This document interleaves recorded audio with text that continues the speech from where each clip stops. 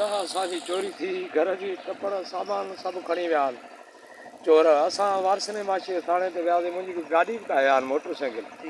वारसने थाने ते वियासीं, एसएचओ सोलंकी साहब चयो त 40,000 ॾियो, पहिरियों 70 ॿधाई। मां मुइज़िज़ माण्हू मौली मोहम्मद मिठल ॿिया टिया वठी वियो।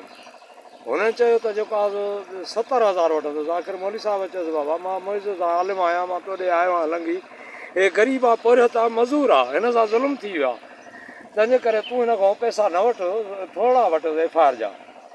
पोइ चई त एफआईआर जा 40,000 रुपया वठंदुसि ऐं उन खां पोइ गाॾी बि हे कराए अचे कार, जंहिंमें 2 पुलिस वारा ॾींदोसांसि जेको हिननि चोरनि जे कढ वेंदा ॻोल्हींदा। पोइ मां चयो साईं मूं वटि एतिरा पैसा कोन्हनि।